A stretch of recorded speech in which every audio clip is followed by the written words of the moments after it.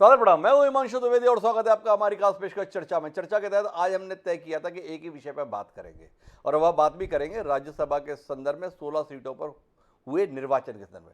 उम्मीद थी कि 5 बजे मतगणना होनी है, उसका परिणाम बमुश्किल आधे घंटे में सार्वजनिक हो जाएगा। कौन जीता कौन हारा इस पर समीक्षा करेंगे और जानने की कोशिश करेंगे कि देश अब किस दिशा में आगे बढ़ेगा। लेकिन उच्च सदन का चुनाव भी प्रक्रिया की भेंट चढ़ा हुआ है। 4 राज्य राजस्थान, कर्नाटक, महाराष्ट्र और हरियाणा, इनकी 16 सीटों पर चुनाव था। चुनाव में कौन किसको वोट दे, इससे ज़्यादा दिलचस्पी राजनीतिक दलों की और रणनीतिकारों की इस बात के संदर्भ में रही कि कैसे प्रतिद्वंदी के दिए जा रहे वोट को हम देख लें और उसके आधार पर उसका वोट खारिज करा लें। राजस्थान में जेजेपी के चुनावी एजेंट दिग्विजय चौटाला ने पूरा जोर लगाया हुआ है कांग्रेस के 2 वोट खारिज कराने के संदर्भ में। इधर राजस्थान की बात करें तो सुभाष चंद्रा बीजेपी का 1 वोट खारिज कराने के लिए अड़े हुए हैं। महाराष्ट्र और कर्नाटक में भी ये खेल जारी है। कुल मिलाकर चुनाव होने थे इन प्रदेशों की राजधानियों के अंदर, पर मामला देश की राजधानी में पहुंचा हुआ है। पहले भाजपा का प्रतिनिधिमंडल पहुंचा, फिर कांग्रेस का प्रतिनिधिमंडल पहुंचा और कुल मिलाकर एक तनाव की स्थितियां बनी हुई हैं। अभी जब हम ये कार्यक्रम कर रहे हैं तब तक भी चुनाव आयोग ने इन राज्यों में मतगणना की प्रक्रिया को शुरू करने की इजाज़त नहीं दी है। तो ये हमारा पहला विषय है। वहीं दूसरा विषय, आज शुक्रवार है। अब शुक्रवार अपने आप में ब्लैक फ्राइडे में जैसे मानो देश में तब्दील हो गया है। पिछले 3 जून को भी शुक्रवार था, उस दिन भी देश में तनाव की खबरें आई थी और आज भी तनाव के साथ पूरा देश अपनी चपेट में रहा। 11 राज्यों से खबर आ रही है कि जुमे की नमाज के बाद में जो कुछ संभव है वह लोगों ने करने की कोशिश की। कुल मिलाकर नुपुर शर्मा के दिए गए एक बयान की प्रतिक्रिया के नाम पर जिस प्रकार का नंगा नाच देश में आज देखने को मिला है, चाहे आप प्रयागराज की बात करें, चाहे आप रांची की बात करें, चाहे आप कांकेर की बात करें, चाहे आप छिंदवाड़ा की बात करें, चाहे कहीं अन्य की बात करें, हर जगह बड़ी संख्या में एक धर्म के लोगों ने इकट्ठे होकर जिस प्रकार की नारेबाजी ही नहीं की बल्कि तोड़फोड़ की, बम फोड़े, आगजनी की, यहाँ तक कि लोगों से मारपीट भी की। हालत यह है कि इस समय उत्तर प्रदेश के प्रयागराज में एडीजी, आईजी, एसपी, डीएम सब घायल हुए पड़े हैं। वहीं रांची में 144 भी लगी हुई है और कुछ जगहों पर कर्फ्यू भी लगाने की नौबत आई हुई है। तो इस पर भी हम बात करेंगे, लेकिन पहले बात उच्च सदन के चुनाव के संदर्भ में। लेकिन इस सिलसिले को शुरू करें उससे पहले समय है आज के विचार सूत्र का। हमारा आज का विचार सूत्र जो है राजनीतिक दलों की इन कोशिशों को ही समर्पित है। हमारा विचार सूत्र ये कहता है कि निर्लज्ज हार कर भी नहीं हारता और मरकर भी नहीं मरता। जयशंकर प्रसाद महान उपन्यासकार हुए, महान लेखक हुए, उन्होंने ये बात कही थी। विचार करके देखेंगे हम अपने इस दौर के राजनीतिज्ञों के संदर्भ में। कष्ट होगा लेकिन यह भी लगेगा कि बात तो सही कही थी। इसी रोशनी में आगे बढ़ते हैं। हमारे साथ चर्चा का हिस्सा बनने के लिए कई खास मेहमान जुड़ रहे हैं। रामचंद्र जागड़ा जी हैं, सांसद हैं भारतीय जनता पार्टी के। जयप्रकाश जी हैं, पूर्व केंद्रीय मंत्री हैं, कांग्रेस पार्टी का बड़ा चेहरा है। स्वर्णिम चतुर्वेदी जी राजस्थान से हमारे साथ जुड़ रहे हैं, कांग्रेस पार्टी के प्रवक्ता हैं। वहीं इन सबके बीच में प्रक्रियागत विषयों के जानकार देवेंद्र वर्मा जी हमारे साथ हैं, जो पूर्व प्रमुख सचिव हैं छत्तीसगढ़ विधानसभा के। आप सबका स्वागत है और चर्चा की शुरुआत रामचंद्र जांगड़ा जी से ही करते हैं। क्या हो रहा है जांगड़ा साहब? अपने निर्वाचन की प्रक्रिया पे भरोसा नहीं है, इस कार्य से जुड़े हुए विधानसभा के पदाधिकारियों पर भरोसा नहीं है, अपने विधायकों पर भरोसा नहीं है, विरोधियों के विधायकों पर भरोसा नहीं है, या कुल मिलाकर भरोसा तो सब पर है लेकिन जीत अपनी ही चाहिए, इसके लिए कुछ ना कुछ तो करना पड़ेगा जोड़ जुगाड़, तो इसलिए दिल्ली तक दरवाजा खटखटा रहे हैं। कुल मिला के कहानी क्या है?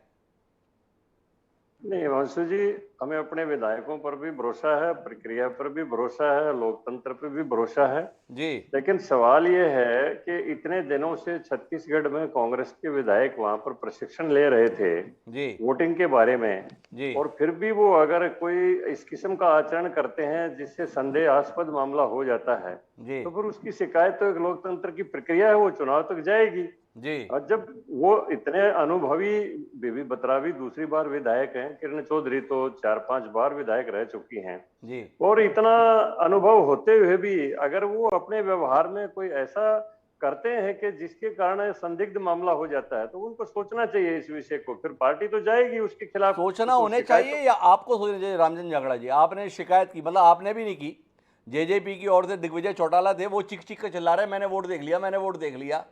और इतना ही नहीं, उसके बाद उन्होंने शिकायत भी दी और उस शिकायत के जवाब में निर्वाचन पदाधिकारी ने वीडियो की फुटेज देखकर कहा कि ये शिकायत गलत है, बेबुनियाद है और इसे निरस्त किया जाता है। शांति नहीं मिली आपको? भाई आपने शिकायत की, निर्वाचन पदाधिकारी ने वीडियो फुटेज देखकर उस शिकायत को खारिज कर दिया। इतने क्यों बेकरार हैं? कांग्रेस के वोट निरस्त कराने के लिए अपने विधायकों पे भरोसा नहीं, या जो इधर उधर से व्यवस्था करे तो वो बात उतनी बनी नहीं। आपने जिक्र किया है वो जेजेपी के कार्यकर्ता हैं, ना कोई विधायक है ना, और वो उनका आचरण गलत था, तो वो देख लिया, इलेक्शन कमीशन ने देख लिया और उसको वीडियो को देख लिया और उसको उसकी शिकायत को खारिज कर दिया। जहां तक बात है बीबी बत्रा और अपने किरण चौधरी जी की, तो उसके विषय में ये हमारा मामला है और हमारे जो नेता हैं उसी विषय को लेके इलेक्शन कमीशन तक गए हैं केंद्र में, और केंद्र ने उसकी सारी वीडियो मंगा ली जांगड़ा है। साहब मानने के लिए तैयार नहीं है। दिग्विजय चौटाला ने शिकायत ही बीबी बत्रा और किरण चौधरी के संदर्भ में की है कि उनके वोट मैंने देख लिए, इसलिए इसको निरस्त किया जाए। जयप्रकाश जी मेरे साथ में हैं। जयप्रकाश जी, रामचंद्र जांगड़ा जी का कहना है कि कमाल है कांग्रेस का, 2 बार के विधायक है बीबी बत्रा, 4-5 बार की विधायक है किरण चौधरी, मंत्री भी रही हैं। क्या देश चलाएंगे, क्या प्रदेश चलाएंगे? एक वोट देना तक तो आता नहीं इन लोगों को। क्या कहेंगे आप? देखिए, रामचंद्र जांगड़ा जी हमारे मित्र हैं जी। इनको किसी बात का ज्ञान नहीं है कि जिस लड़के ने ये स्केच कर रहा है जी इसको बोलते दिग्विजय, जी जिसने अपना परिवार का सत्यानाश कर दिया, जी इस सरकार में सत्यानाश कर दिया गठबंधन सरकार का, झूठ बोलने के आदी हैं। मैं एक बात पूछना चाहता हूँ रामचंद्र जांगड़ा जी से, जी कम से कम कहीं तो सच्चाई बोल दो। सारा दिन राम राम का नाम लेते हो, राम के नाम से सच्चाई बोल दो। जांगड़ा जी, मैंने वो वीडियो देखी, हमने वो वीडियो ले लिए जी, और मैं 5 बार एमपी और एमएलए रहा हूँ कि 3 बार लोकसभा विधानसभा के राज्यसभा के चुनाव मैंने अटेंड किए हैं एज एजेंट। मैं पूछना चाहता हूँ एक बात भारतीय जनता पार्टी के लोगों से कि जब किरण चौधरी ने अपना मतदान किया और बैलेट पेपर, क्या ये सीक्रेट ओपन बैलेट पेपर है डॉक्टर साहब, तो वो दिखाना होता अपने एजेंट को, वो कहता मैंने लग के देख दिया। क्रिमिनल केस तो दिग्विजय पे करो, जिसने अनाधिकार चेष्टा की है उसके खिलाफ क्रिमिनल आपराधिक मामला दर्ज करवाना चाहिए। इस तरीके से किसी का बैलेट पेपर देखने के लिए, वोट कैंसिल कराने के लिए ये उत्साह गंडा था इस सरकार का, और ये जनता को पता लग चुका है कि हार निश्चित है। पूरी तरीके से सरकार हार रही थी और अपनी हार से बचने के लिए उन्होंने, ये कभी दुनिया में देखे दूसरी पार्टी के एजेंट के मेरे को दिखा, मैंने देख लिया। भाई तूने क्यों देखा? जब तुम्हारा चैम्बर अलग है तो आप अलग चैम्बर में रहो, उस तरफ क्यों आए तुम देखने के लिए? इनके दिग्विजय चौटाला पर आपराधिक मामला दर्ज होना चाहिए और इसके खिलाफ क्रिमिनल कंप्लेंट हम डालेंगे। तो कांग्रेस ने ऐसा कोई शिकायती पत्र वत्र दिया है जयप्रकाश जी, या ये आपका निजी विचार है कि दिग्विजय के खिलाफ मामला दर्ज होना चाहिए? या जयप्रकाश जी यहाँ पर बता रहे हैं कि कांग्रेस दिग्विजय के खिलाफ आपराधिक मामला दर्ज कराने के लिए कोई एफआईआर वगैरह करा रही है? हाँ, कराएगी, अब तैयारी कर रहे हैं हम। तो जयप्रकाश जी एक बड़ी घोषणा यहाँ पर कर रहे हैं कि दिग्विजय चौटाला की अनाधिकार चेष्टा तथाकथित रूप से उसके खिलाफ एफआईआर कराने की तैयारी कांग्रेस करने जा रही है।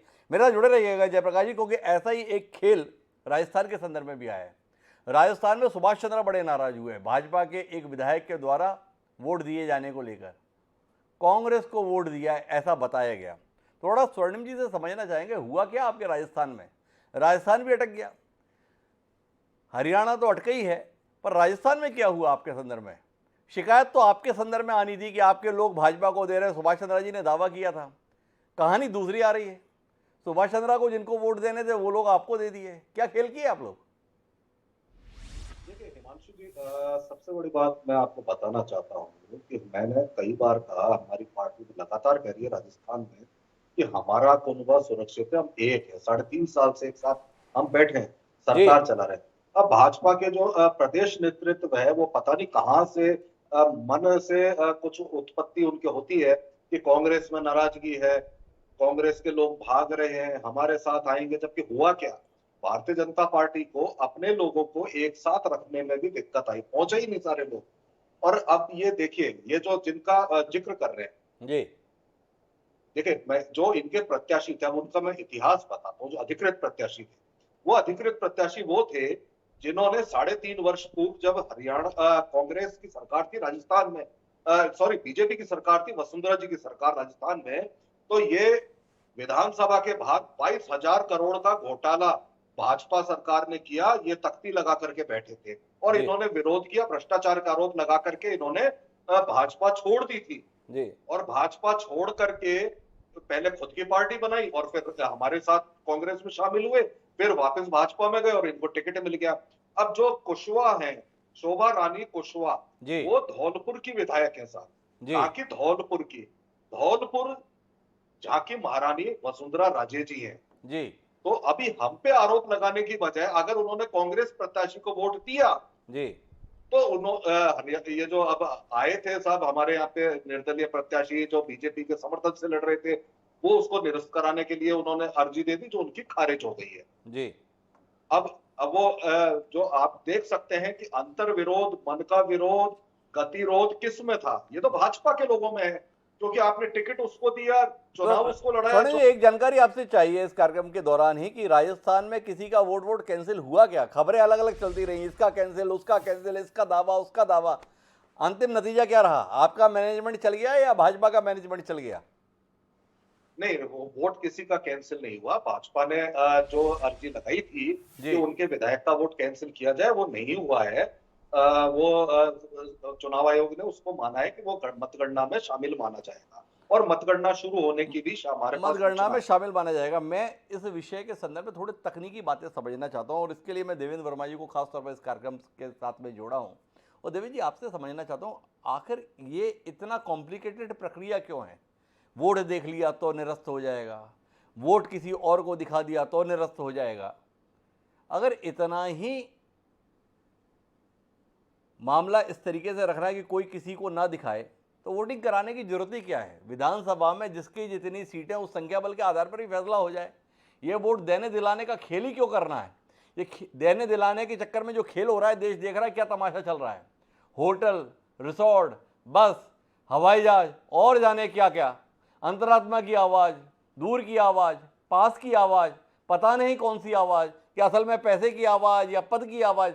थोड़ा देवेंद्र वर्मा जी आप बताए ना, है क्या ये? देखिए, राज्यसभा का जो इलेक्शन है जी, ये ओपन बैलेट से इलेक्शन होता है जी, इसका जो बैलेट पेपर भी जब मेंबर्स को देते हैं जी, तो उसके काउंटर फाइल के ऊपर भी उसके मेंबर के दस्तखत करा लिए जाते हैं। अर्थात ये तो पता रहता है कि कौन से मेंबर ने किसको वोट दिया है। ये तो बाद में भी पता किया जा सकता है क्योंकि वो कोई सीक्रेट बैलेट के उसमें नहीं आता। जी, अब एक ये प्रोविजन किया है कि यदि उसके ऑथराइज्ड पर्सन को, जो मेंबर वोटिंग कर रहा है, जी, वो पार्टी के द्वारा ऑथराइज्ड पर्सन को अपना बैलेट डालने के पहले उसको दिखाएगा। जी, एक ये प्रोविजन लॉ में है। जी, इसका मतलब ये नहीं है कि यदि कोई अपने आप देख लेगा, जबरदस्ती छीन के देख लेगा, तब भी उसका दिखाना है, देखना नहीं है। एक्चुअली उसको थोड़ा सा उसमें समझना पड़ेगा कि मैं बहुत जबरदस्ती कोशिश करके उसके हाथ से छीन के देख लूं और फिर कहूं कि ये मैंने देख लिया इसलिए इसका रिजेक्ट करें, ये प्रोविजन नहीं है।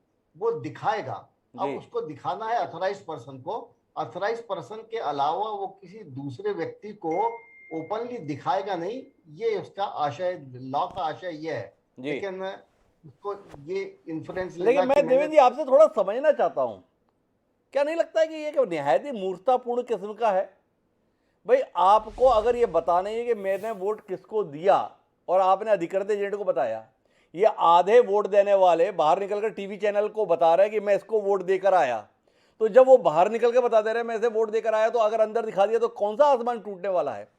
आपसे समझना ही चाहता हूं कि प्रक्रिया के नाम पर तमाशा नहीं चल रहा है क्या? राज्यसभा जैसी चुनाव की प्रक्रिया को हमने एक तमाशा नहीं बना दिया है? आप जैसा अनुभवी संविधान का मर्मज्ञ किस नजरिए के साथ इस विषय पे? मैंने पहले ही कहा कि इसका जो बैलेट जो होती है ये ओपन बैलेट है। और ये जो प्रावधान है, ये जो दिखाने वाला भी, मुझे ऐसा स्मरण है कि ये बहुत पहले से ये प्रावधान नहीं है। ये संभवतः ये प्रावधान पिछले 6-7 वर्षों पहले इस प्रावधान को ऐड किया गया है कि वो उसके ऑथराइज्ड पर्सन को दिखाएगा। और मुझे लगता है कि ऑथराइज्ड पर्सन को दिखाने वाला जो प्रावधान है, ये शायद सभी पॉलिटिकल पार्टीज ने अपनी सुविधा के लिए सहमति से ऐसा प्रावधान करने का कुछ प्रस्ताव रखा होगा। लेकिन पहले ये प्रावधान नहीं था और मेरी अभी भी ये राय है कि ये प्रावधान खत्म होना चाहिए। क्योंकि यदि आपका ओपन बैलेट है, ओपन बैलेट का मतलब यह है कि आपको पता चल जाता है। मैंने शुरू में कहा कि काउंटर फाइल के ऊपर दस्तखत कराते हैं, उसका नाम, कौन सा बैलेट पेपर किस मेंबर को दिया जा रहा है। हालांकि वो सीक्वेंस से नहीं देते हैं, वो हेफाजत तरीके से देखते हैं किसको कौन सा बैलेट मिलेगा। लेकिन फिर भी इसकी ये दिखाने वाली जो प्रोविजन किया है, ये दिखाने वाला प्रोविजन मेरे ख्याल से खत्म करना चाहिए, क्योंकि इस प्रोविजन से पिछली बार गुजरात में भी ऐसा ही हुआ, एक बार और सुरजेवाला का वोट भी उन्होंने किसी दूसरे को दिखा दिया था तो कैंसिल हो गया था, और ऐसे कई प्रोविजन, कई ऐसे तो उदाहरण देवेंद्र हैं। वर्मा जी, जिन्होंने तकरीबन 40 साल इस विधानसभा की प्रक्रिया में लगाया, उनका मानना है कि ये तो खत्म होना चाहिए, लेकिन क्या रामचंद्र जांगड़ा जी ऐसा मानते हैं, या रामचंद्र जांगड़ा जी को लगता है कि जो हमारी योजना रहती है शत्रु को निपटाने की, निपटने की, उसमें खलल पड़ जाएगा अगर ये प्रावधान खत्म हो जाएगा? थोड़ा बताएंगे रामचंद्र जी। अभय चौटाला बाहर निकल कर बता रहे हैं वोट मैंने कार्तिकेय शर्मा को दिया, गौतम जी भी, राम कुमार जी भी बोल रहे हैं जेजेपी के नाते नहीं दिया, कार्तिकेय को दे दिया। अब जब खुलकर बोल रहे हैं तो फिर इसकी भी मांग नहीं होनी चाहिए कि भाई ये भी निरस्त हो जाए, इन्होंने तो गोपनीयता को भंग कर दिया? थोड़ा आप बताएंगे, तमाशा नहीं चल रहा है देश में, और उस तमाशे का हिस्सा देश के दोनों बड़े राजनीतिक दल नहीं बन गए हैं? हिमांशु जी, मैं उसमें यही बात जोड़ना चाहता हूँ, जैसा देवेंद्र जी ने बताया है कि कोई व्यक्ति वोट डालने वाला खुद दिखाए तो वो आचार संहिता का उल्लंघन है जी। लेकिन अगर कोई आदमी झुक के देख के कहे या हाथ पकड़ के देख के कहे कि मैंने देख लिया है, वो गलत है जी। और मैं भी इस बात को मानता हूँ कि ये बात गलत है जी। अभी हमारे भाई जयप्रकाश जी एक बात कह रहे थे, हमारा उम्मीदवार तो अधिकृत उम्मीदवार हमारे कृष्ण पवार जी हैं, हमारे पास 31 से वो जीतना है उनको, हमारे पास 9 वोट अतिरिक्त हैं, सरप्लस हैं, तो हमारा तो उम्मीदवार का हार जीत का कोई सवाल ही नहीं हो, तो जीते हुए निश्चित हैं जी। अब जो दूसरे उम्मीदवार हैं कार्तिकेय जी, वो जेजेपी ने समर्थन से उठाए हैं, अपने विनोद शर्मा जी के लड़के। अब हमारी अलायंस की पार्टी है, हमारा विधानसभा में अलायंस है, सरकार में अलायंस है, तो उसके बाद हमारे जो अतिरिक्त 9 वोट हैं तो हमने तो उनको ही देने, हमने कांग्रेस को तो देने नहीं जी। अब अगर वहां पर दिग्विजय चौटाला जी कोई अतिरिक्त बात करते हैं तो उनकी शिकायत जाए, हमें इस बात में कोई एतराज नहीं, उसकी जांच हो जाए जी। लेकिन जैसा हमारे नेताओं को कहा गया कि उन्होंने खुद दिखाया है तो उन्होंने वीडियो मंगा ली, अब वो वीडियो में जो सच्चाई है वो इलेक्शन कमीशन ने दिल्ली में वीडियो मंगा ली, वो आ जाएगी। हमारा तो अधिकृत, लेकिन मेरा आपसे सवाल ये है रामचंद्र जी, इतना सीधा साधा मामला नहीं है आपका। नांदल साहब चुनाव अधिकारी हैं हरियाणा में, आपकी विधानसभा में ही बैठते हैं, उन्होंने शिकायत को लिया, शिकायत के बाद में ऑब्जर्वर के साथ मिलकर उन्होंने उस वीडियो को देखा और उसके आधार पर उस शिकायत को खारिज कर दिया कि ये बेबुनियाद है। तो क्यों नहीं मानते आप? अपने ही राज्य के मुख्य निर्वाचन पदाधिकारी के द्वारा किए गए कार्य के संदर्भ में आप सहमति क्यों नहीं देते? आप तो शिकायत करने दिल्ली दौड़ पड़े हैं, आपका पूरा डेलीगेशन गया हुआ है, नकवी जी और जाने कौन कौन लोग गए हुए हैं, पूरी प्रक्रिया अटकी हुई है। अगर आपने कह दिया होता कि हमें कोई आपत्ति नहीं है तो मामला इतना कॉम्प्लिकेटेड थोड़ी होता। विधानसभा में चुनाव अधिकारी ने देख लिया और उन्होंने मान लिया तो दिल्ली वाले भी मान लेंगे, उसमें क्या फर्क पड़ता है, वो तो हो जाएगा फैसला। वीडियो तो वही है, उसमें कोई चेंज होने वाला तो है नहीं। तो रामचंद्र जी का कहना है इस बात में क्यों आप तूल दे रहे हो कि हमने वहां पर बात नहीं मानी, दिल्ली में मानेंगे?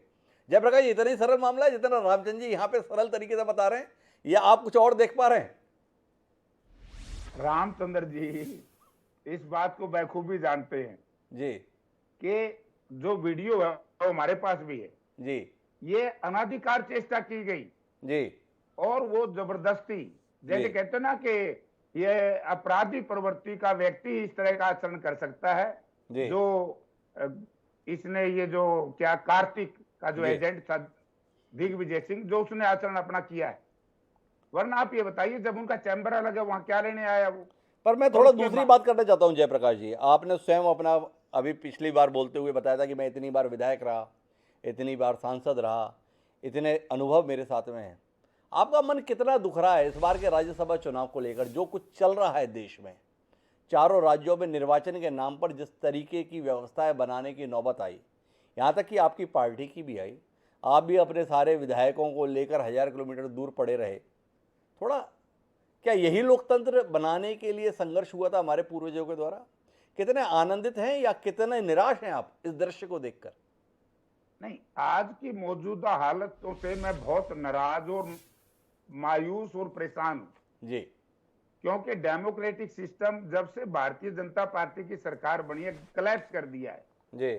मैंने आज तक कभी जिंदगी में ऐसा नहीं देखा जी कि जिस तरीके से हरियाणा में हॉर्स राइडिंग कराने का प्रयास किया गया जी, इंडिपेंडेंट उम्मीदवारों के घरों में 3:45 बजे तक भी कोशिश की गई, धन का प्रलोभन दिया गया। और जो उम्मीदवार है, मुझे तो आश्चर्य इस बात का है, रामचंद्र जांगड़ा जी जैसा आदमी जो हमारे साथ समाजवादी विचारधारा का आदमी है, वो भी ऐसे लोगों की बात करें जो 6-6 महीने की सजा हो रही है। जो इनका उम्मीदवार है, 6-6 महीने की चेक बाउंस में 2 बार सजा हो चुकी है। ऐसे लोगों को पार्टियां लेने लगी तो दिवाला तो पिट गया प्रजातंत्र का। अपराधी प्रवृत्ति का लोग उम्मीदवार बनाया भारतीय जनता पार्टी और जेजेपी ने, तो इससे बुरी बात क्या हो सकती है। और उससे बड़ा अपराधी प्रवृत्ति का एजेंट बना दिया, तो गुंडा राज कर दिया इन्होंने। विधानसभा के अंदर भी इस तरह का जो आचरण हुआ है ये बड़ा निंदनीय है। और जब रिटर्निंग अफसर ये कह रहे हैं कि ऐसा काम नहीं हुआ, तो क्योंकि प्रजा जो सिस्टम है चुनाव का कोर्ट में जाएं, कोर्ट फैसला करेगी, काउंटिंग होने दें। पर जयप्रकाश जी, मैं एक आखिरी टिप्पणी आपसे और लेना चाहूंगा। देवेंद्र वर्मा जी ने साफ तौर पे कहा कि ये वोट दिखाने विकाने वाला प्रावधान खत्म होना चाहिए, इसका कोई मतलब नहीं है। आपके पास में भी इतना लंबा तजुर्बा है, क्या आपको नहीं लगता है कि ये प्रक्रियागत आधार पर चुनाव को प्रभावित करने के लिए एक नुस्खा निकाला गया है? इसने देख लिया, उसने देख लिया। जब देने वाले आकर टीवी चैनल पर चिल्ला रहे हैं कि मैं तो इसको देकर आया हूं, तो उसके बाद कोई गोपनीयता रही कहां? एक ने देख लिया या सबने देख लिया, क्या फर्क पड़ता है? क्यों इसके आधार पर निरस्त किया जाना? इस पर कुछ कहेंगे आप? मैं कहूँगा, देखो जी, गोपनीयता तो वैसे तो हमारा जो वोट है जी लोकसभा का है, बाकी सारा उसमें गोपनीयता है जी। राज्यसभा का जब ये फैसला हुआ, इससे पहले यहाँ भी गोपनीयता थी जी, लेकिन राज्यसभा का उस वक्त फैसला ये हुआ, वो अपनी पार्टी के अधिकृत जो एजेंट हैं जी, इलेक्शन एजेंट या पोलिंग एजेंट जी, उसको दिखाएंगे। अगर कोई दूसरा व्यक्ति अनधिकार चेष्टा करके देखने का प्रयास करता है और वो कहे मैंने इसको देख लिया, तो उसमें ये प्रोविजन होना चाहिए कि उसको दंडित किया जाना चाहिए, उसके खिलाफ आपराधिक मामला दर्ज होना चाहिए। वो अनधिकार चेष्टा क्यों करता है? अपनी चैम्बर में जयप्रकाश जी अपनी सुविधा की बात कर रहे हैं। उन्हें अभी दिग्विजय चौटाला निशाने पर दिखाई दे रहा है, उन्हें लगता है कि इस लड़के को तो मुझे जेल भिजवाना चाहिए, इतने तक का मामला है। लेकिन हम बुनियादी मुद्दे पर बात कर रहे हैं। स्वप्निल जी मेरे साथ, स्वर्णिम जी मेरे साथ में। स्वर्णिम जी, आपका नजरिया और इसमें सार्वजनिक हो कि क्या जब एक को वोट दिखा रहे हैं तो बाकी भी देख लें? वैसे भी लोग बाहर निकल के बता दे रहे हैं कि हम किसको देकर आ रहे हैं। इसके आधार पर वोट निरस्त कराने का जो प्रावधान है, ये कितना लोकतंत्र को मजबूत करने वाला है, या कुल मिलाकर राजनीतिक दलों की अपनी शातिरता को ही मजबूत करने वाला है? देखिए, निश्चित रूप से ये प्रावधान तो शायद इसीलिए बना है कि कोई अपने अधिकृत प्रत्याशी के अलावा कोई वोट ना दे सके, ये एजेंट देख करके इंश्योर कर ले। फिर भी लोग दे रहे हैं, तो मैं आपकी बात से ये सहमत हूं कि अगर इसको कोई और भी देख ले तो उसके आधार पर निरस्त करने का जो प्रावधान है ये उचित नहीं है।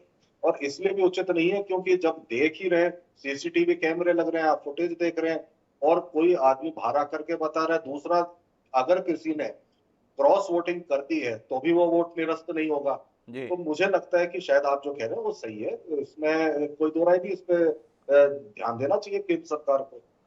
स्वर्णिम जी भी देवेंद्र वर्मा जी ने जो बात कही उसी के साथ में आगे बढ़ रहे हैं। जयप्रकाश जी अभी लक्ष्य पर केंद्रित हैं, उन्हें अभी अजय माकन की जीत सुनिश्चित करनी है। बहुत दिन से मेहनत कर रहे हैं जयप्रकाश जी, इसलिए कहीं दाएं बाएं नहीं होना चाहते हैं। लेकिन एक बार मैं रामचंद्र जांगड़ा जी से और जानना चाहता हूँ इस प्रावधान के संदर्भ में। रामचंद्र जांगड़ा जी, आप मानते हैं जिसको देखना है देख ले, आदमी बता ही देता है कि मैं किसको दे रहा हूं, तो दिक्कत क्या है? और अगर इतनी ही दिक्कत है तो विप लागू किया जाए, जो जना पार्टी के अनुसार वोट ना दे उसकी सस्ता चली जाए। क्या कहते हैं?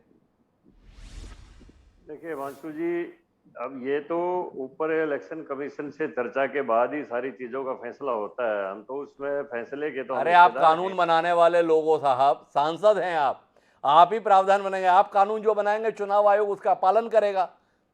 चुनाव की व्यवस्था के संदर्भ में कानून बनाने वाले लोग हैं आप, अपनी स्पष्ट राय दीजिए ना। रामचंद्र जांगड़ा जी, सामाजिक जीवन में पारदर्शिता के आप कितने हिमायती हैं, शुचिता के कितने हिमायती हैं? कुल मिलाकर आपसे सवाल इतना है, वोट किसी ने देख लिया, केवल इस आधार पर निरस्त होना चाहिए, या आपका मानना है सबको दिखा दो यार, कोई फर्क नहीं पड़ता है? और अगर वोट की गोपनीयता है तो विप के संदर्भ में लागू रहे कि अगर पार्टी के अनुसार वोट नहीं दिया तो तुम्हारी सदस्यता जाएगी। क्या कहते हैं? देखिए, जो प्रावधान ये है कि कोई पार्टी व्हिप जारी नहीं कर सकती और किसी को ये दिखाने की स्वतंत्रता है, तो कानून में ये प्रावधान कर दिया जाए तो अच्छी बात है, सोचता रहेगी, किसी को कोई परेशानी नहीं होगी। इस बात को तो जांगड़ा साहब भी इस बात के हिमायती हैं। जयप्रकाश जी का आह्वान कहीं ना कहीं उन पर असर दिखा गया। पुराने समाजवादी हैं, थोड़ा सच सच बोले, जांगड़ा जी पे असर हो गया। लेकिन मैं देवेंद्र वर्मा जी आपके पास आखिरी बातचीत के लिए आना चाहता हूँ। कुल मिलाकर इस घटनाक्रम ने यह बताया है कि राजनीतिक दलों की दिलचस्पी दो बातों में, या तो पहले अपने अनुसार विधायकों को तोड़ फोड़ लो, प्रलोभन दे के बात करते हैं कि दल बदल कानून सख्त होना चाहिए, लेकिन राज्यसभा चुनाव के संदर्भ में सभी दल एक किस्म का आचरण करते हुए दिख रहे हैं। तो दूसरी बात आपसे ये जानने की है कि ये जो प्रक्रिया के तहत अपने अनुसार फैसला लेने की कोशिश है, इसके संदर्भ में चुनाव आयोग महसूस करेगा कि इनकी मंशा क्या है? ये जो डेलीगेशन लेकर आ रहे हैं, ये दरअसल शिकायत करने आ रहे हैं या अपने मन मुताबिक फैसला लेने आ रहे हैं? उनका आशय तो शिकायत के माध्यम से अपने मन मुताबिक फैसला निर्वाचन आयोग ये है, लेकिन निर्वाचन आयोग एक बहुत इंडिपेंडेंट बॉडी है, वो किसी के मनमर्जी के हिसाब से फैसला लेगा मैं नहीं समझता ऐसा है। वो तो निश्चित तौर पर एविडेंस है और जो तथ्य है उसके हिसाब से फैसला लेगा, चाहे पॉलिटिकल पार्टी कितना ही प्रयास करें उनको प्रभावित करने का। लेकिन मुझे ऐसा लगता है कि कम से कम आज की तारीख में इलेक्शन कमीशन जो है वो बहुत इंडिपेंडेंट बॉडी, चुनाव आयोग के संदर्भ में भरोसा देवेंद्र वर्मा जी का। लेकिन इस शिकायत का निराकरण कब तक होने की उम्मीद करते हैं देवेंद्र वर्मा जी आप? ये आज कुछ घंटों में, मिनटों में खत्म हो जाएगा या अब देश को इस परिणाम के लिए कई दिन तक इंतजार करना पड़ेगा? देखिए, मुझे पिछली बार का भी ख्याल है, गुजरात के समय पर भी देर रात तक, बहुत देर रात तक इलेक्शन कमीशन का उसमें निर्णय नहीं हो पाया था। अब टाइम तो इसमें लगता है, अब कितना टाइम लगेगा, कितने तथ्य हैं, किस प्रकार से प्रेजेंट किया जाता है, इलेक्शन कमीशन सब मीटिंग करके कैसे तय करता है, ये सब उसके ऊपर है। बाकी अभी तो ये कहा नहीं जा सकता कि बहुत जल्दी कुछ हो जाएगा, क्योंकि मामला थोड़ा सा पेचीदा है। तो मामला थोड़ा सा पेचीदा है। कुल मिलाकर हम इस बातचीत के निचोड़ पे पहुंचे तो बातचीत का निचोड़ कुल मिलाकर इतना है कि प्रक्रिया की आड़ में राजनीतिक दल अपने लक्ष्य को प्राप्त करने की चेष्टा कर रहे हैं। राज्यसभा का चुनाव बहुत स्पष्ट है, विधायकों को तय करना है कि उन्हें अपने बीच में से किसको चुनकर उच्च सदन के लिए भेजना है। लेकिन राजनीतिक दल विधायकों की राय के ऊपर अपनी मंशा को वरीयता देने की कोशिश कर रहे हैं और इसी के लिए चुनाव आयोग का दरवाजा खटखटाकर कोशिश कर रहे हैं कि जो सदन में वो नहीं कर पाए वो शायद चुनाव आयोग के पास जाकर अपने अनुसार करा लें। पर क्या चुनाव आयोग ऐसी कोशिशों को सिरे चढ़ने देगा या देवेंद्र वर्मा जी जो भरोसा दिला रहे हैं, कुल मिलाकर चुनाव आयोग के संदर्भ में आप भरोसा रखिए, वहां पर न्याय ही होगा। तो देखेंगे क्या नतीजा निकल कर आता है। लेकिन आप सभी मेहमानों को बहुत बहुत धन्यवाद इस चर्चा का हिस्सा बनने के लिए। हमारे साथ कुछ मेहमान आगे भी जुड़े रहेंगे क्योंकि दूसरा विषय बेहद संजीदा है। देश में आज फिर आग लगी, कई जगह पत्थर चले, कई जगह हिंसा हुई, इसी पर हम बात करेंगे। जुम्मा था, नमाज का दिन था, खुदा को याद करने का दिन था, लेकिन खुदा को याद करते करते कहाँ शैतानी हरकतों में लोग लग गए, इस पर ही बात करें। कहीं जाइए करें, एक छोटे से ब्रेक के लिए रुकेंगे और जल्द लौटेंगे।